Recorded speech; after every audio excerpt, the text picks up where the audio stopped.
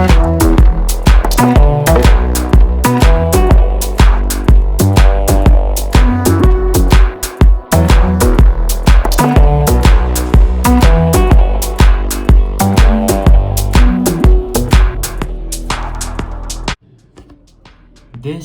is the Samsung Galaxy S23, and this is the final verdict of this phone. I bought this phone 8 months ago, and I have been switched to back and forth from the iPhone 12 mini to the iPhone 8 and to this S23, back and forth to just have the experience of the Android. I have been using this Samsung Galaxy S23, and it has been a while, and let me tell you my experience with this phone, and let me compare it to the iPhone 15, whether that is a better buy or this is a better buy.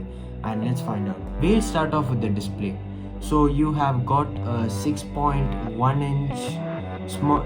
Actually, this is the smallest Android phone available in the market, and this has a 6.1 inch 120 hertz refresh rate display. You have got a 1080p screen here, and an always on display. It's an AMOLED display. Come on guys, it's a flagship phone, and this is the S series. So you have got an AMOLED display, and you have got the peak brightness of 1750 nits. It's bright enough for normal usage. It's bright, the icons and everything is visible. No issues with this display. And talking about the performance, this has the processor which is the best in class. I'm talking about the Snapdragon 8 Gen 2. This has the Snapdragon 8 Gen 2 for Galaxy, which is nothing but the overclocked version of the Snapdragon 8 Gen 2. And this phone works really fine with the Snapdragon 8 Gen 2, but the problem is you have got a better Snapdragon performing processors in the S23 Ultra and the S23 Plus. Since it's a smaller sized phone, and this chipset is mainly utilized just for the battery. And talking about gaming is very good in this mobile, and I have been editing some videos and exporting in 4K 60 fps. The video quality and the exporting time is very less comparing to the iPhone 12 mini that I'm using over here. And this is a 4nm processor, as you know, and you can play 120 fps in COD and 90 fps in BGMI.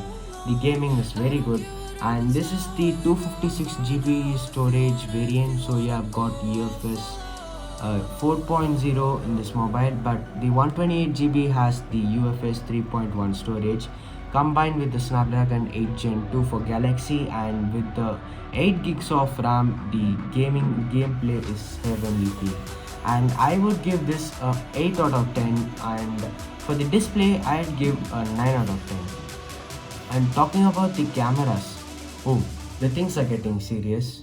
So you have got 50 megapixel main camera, a 12 megapixel ultra wide camera, and a 10 megapixel telephoto camera.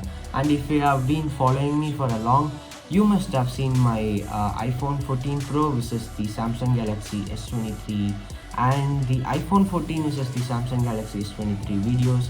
And if you didn't, go check it out. It's over here or over here, I think. So the cameras are very good, but it's subjective for some people like a natural kind of a look. Please go for the iPhone, because this has a saturated sharp photos, and let me share it with you guys, a few samples that I took. And the photos are very sharp, and the selfies usually tend to increase your face skin tone, and the skin tone is are not very accurate.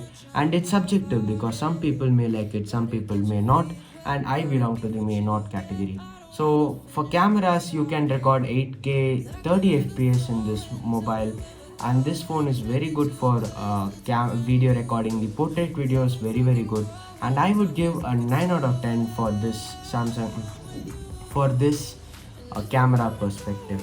Talking about the battery, the major concern of the Samsung Galaxy S22 was the battery.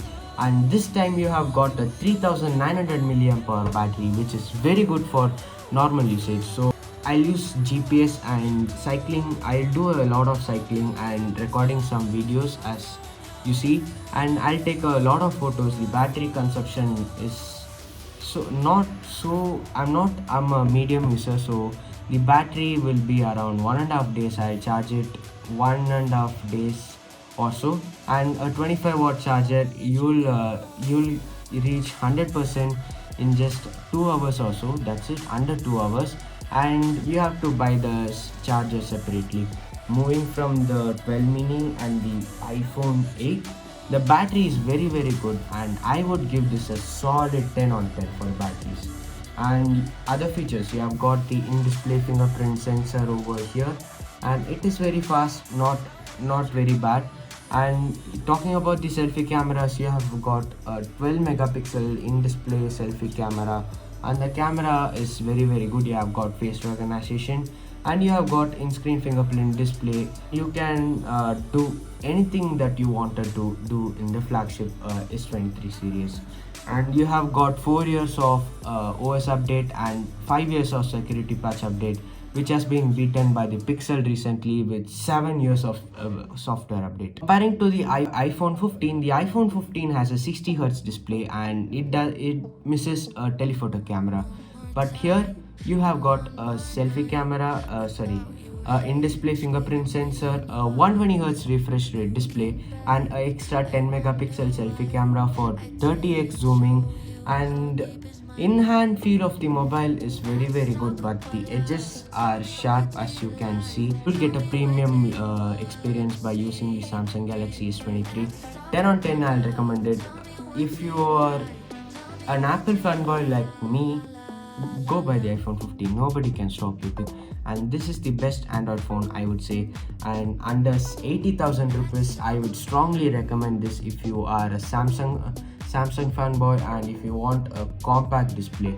This phone is 10 on 10 recommended by me. The battery is very good. A solid 10 on 10 for the battery. Performance is very good. You have got Snapdragon 8 Gen 2 for Galaxy, utilized for Galaxy chipset. The camera is very good. Everything is good. So I would strongly recommend for people who wants a compact device like this. And you have got a Type-C charger, stereo speakers. The speaker quality is very good. You can play 4K videos, HDR videos in Netflix as well as YouTube also. More videos coming on the iPhone 15 as well. And thank you for watching me till the next video. Bye.